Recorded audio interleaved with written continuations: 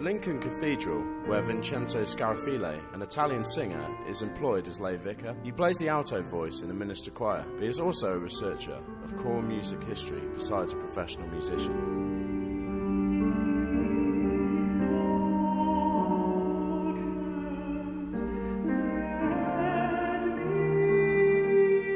I've been studying the music tradition of Saddleminster through the past 2 years, and I discovered many interesting things about the behavior of the vicar's choral there that are all stated and documented in 2 old books, the White Book and the Chapter Book, that are now preserved in the Nottingham archives.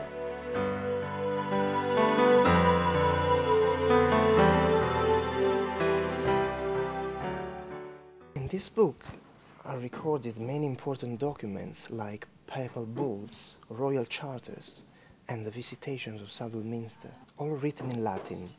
Surely Mr. Hale will tell us more. Mr. Paul Hale is the choral director and organist at the Southwell Minster since 1989. Last year he had helped Vincenzo in his research, and when both the musicians met, they talked about their common passions for hours.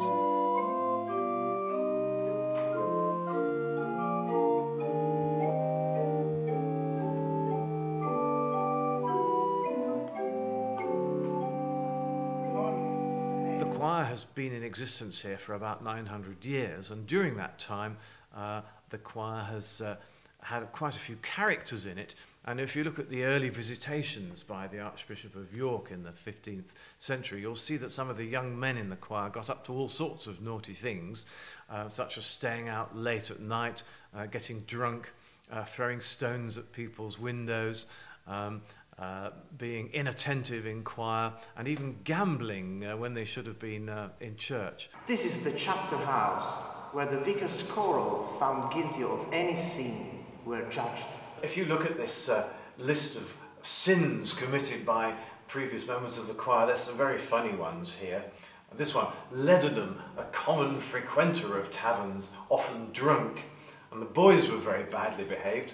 1503, choristers' vestments disgracefully torn, they don't dress properly and want a good whipping. This is my favourite though, down here, the Visitation of 1506.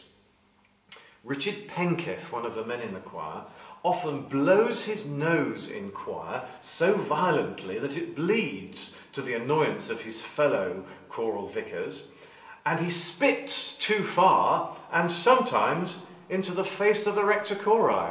Gregory spends more time in taverns than in choir, warned a 3rd time.